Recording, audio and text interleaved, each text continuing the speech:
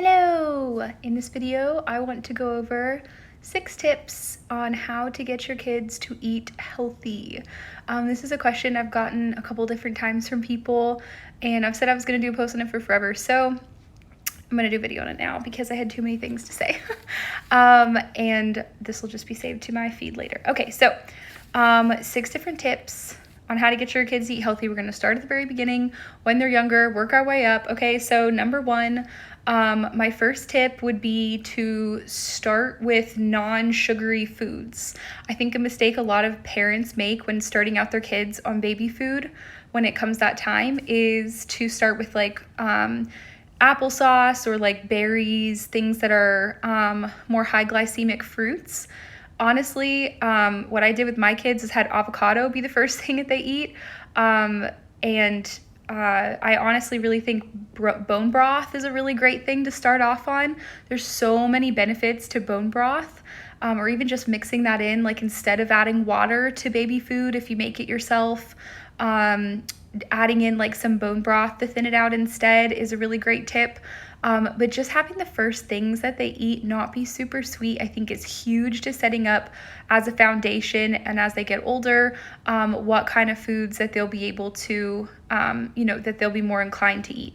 You honestly could also make the argument and go back even further and say that what you eat during pregnancy makes a big difference. I know there's been a lot of studies that have come out that talked about what foods you eat in pregnancy actually being like important to what the baby ends up eating later, and what they like will kind of see as normal, and like will eat, more often later on in will be very, close to what you eat during pregnancy. So that's also something to keep in mind. But yeah, with my kids, we personally did avocado just because I like the healthy fats and the fact that there's just so many nutrients in that. Bone broth would be another one. It's just veggies in general being the first thing. And I always hated baby food that was so sugary. Like I always tried to make my own that was not super sugary and not always adding in fruit.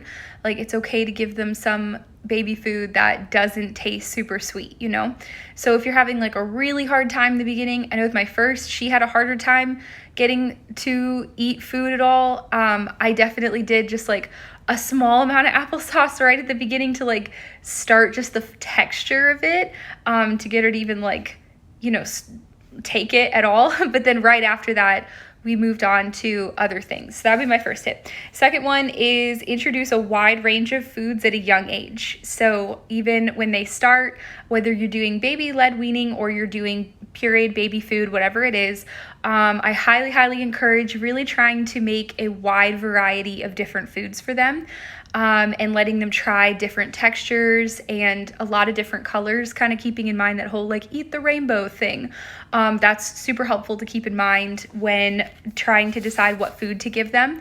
So just being really purposeful in the younger years in general, and honestly as they just kind of grow up, toddlers, young kids, really try to give them different things that you just normally wouldn't make. So if we try to do like different things with superfoods, even if they don't like it, it's like try it once, really try to just experience different things and not just do like the standard, sandwiches, mac and cheese, that sort of a thing.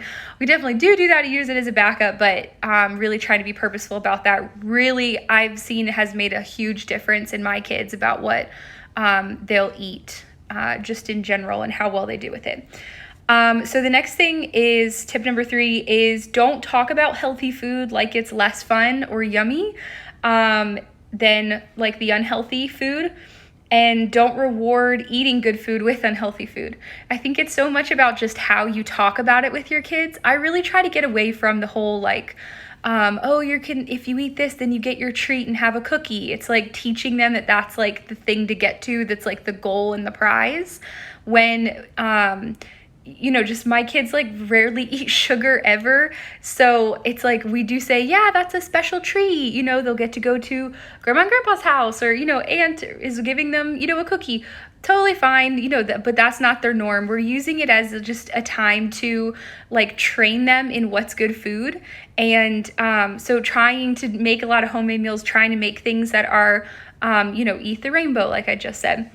and talk about it in such a way that it's not like putting it down like, oh, we have to eat a salad. It's, ooh, look at mommy made something new. You know, you haven't had this before, or this is a really fun, you know, this is a new dressing. Like just trying to make it fun, or just make it something that's like, healthy food is really good. Like make healthy food actually taste good, you know, use a lot of spices, use a lot of colors, use a lot of flavor, and not just, oh, this is just the food you have to eat to be able to then get to the good stuff, which is the really unhealthy stuff, like all the breads and sugars and stuff like that. So this kind of falls into as well just the next tip number 4. Honestly, some people might not like this, but I hold pretty strongly to it. Unpopular opinion. Be the parent, and you know what's best for your kid. Your kid does not know what's healthiest for them. You know what's healthiest for them. And it's your job to teach them and use these years to train them to help them have a right like thinking about food in general. So we set very clear expectations of you're going to eat this amount, and then we set consequences if they don't do that. So I mean, it's just if you just say to them like, oh, here, try it. Like a lot of the like baby things right now of that I've seen out, and like different friends have mentioned to me of, well, we're just trying to introduce it to them, and if they don't like it, then you know they don't have to eat it. I'm like, if a kid never has consequences, they're never going to eat it. If they've had a marshmallow before and they know you're going to give that to them, if they don't eat the green bean in front of them, they're not going to eat it. You know, like it's just simple kid logic. So I really like strongly recommend setting very clear standards with them of, we've put this much on your plate, this is good. And then you as the parent know your kid's best and what they can handle and what they do well with and what they don't. So even if I introduce a new food to them, it's you're going to eat what's on your plate because I know you can. It's only 2 bites. That's not very much. I know as your parent that you can handle that. You can handle 2 bites of this tomato, you know, whatever that you don't like. And then obviously try to keep it in mind. I'll always try to keep in mind for the future. All right, they didn't like that one as much. You know, I'll try not to make it, or I'll just make sure to give them a portion size that I know they can handle and that I think is reasonable for them at their age to be able to eat. But don't be afraid to just, as the parent, set that expectation and just say, no, you're going to eat this because this is healthy, and use it as an opportunity to talk about why it's good to eat various different types of foods, or why it's healthy, or even just kind of using the language of like, this helps build our immune system so we don't get sick. My kids have more latched on to that recently of like, oh yeah, okay, you know, they had a cold, they didn't like it, so you eat this kind of food and it's actually really good at helping build your immune system. So again, it's kind of going back to just also changing the verbiage about how you talk about it in general. And then tip number 5 is let them choose between healthy options that you create. So this could be maybe for when they get a little bit older, but making them think that they have a choice in it, but really you're being, okay, do you want the pear for lunch or the apple? And then they feel like they're getting to choose something, so they're still in control, because a lot of it with kids is just control in the beginning. More than even not liking something, it's just that they know that you're going to let them down and they don't have to eat it if they hold it out long enough, right? So you have to be the one that like holds the line longer than them. So giving them an option though like that and letting them choose something is something that helps put that control in their, you know, just to them, but still they're eating something really good. So we do that a lot with even leftovers. I'll like put all the leftovers out on the counter and let them choose which ones, so that they feel like they're picking something, but everything I've made is like, you know, pretty healthy. Or sometimes I'll be like, well, you have to have at least one meat. This is the row of meats. You have to pick one on this row. But they typically do really well with that because then they feel like they're in control of it. And then the last one is actually something I haven't done with my kids yet because I don't feel like they're old enough to really understand it yet. But this is something my family did with me that I really liked. And we had something called an exemption list.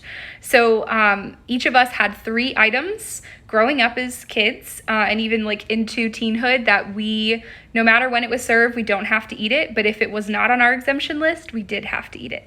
So mine was celery, salmon, and I think couscous, couscous or quinoa. As a kid, I did not like those things. So anytime that it was served or in a meal, I was allowed to pick it out and not eat it. But everyone else, because it wasn't on their list, they'd have to eat it. And then you would have to submit your new food request to, we had to submit it to our dad before knowing what the meal was. We couldn't just change it based on when we knew something was going to be coming up in a meal. We had to ask him ahead of time to change it. But he would have like a list of all the foods and he'd be like, nope, that's not on your list. You have to eat it.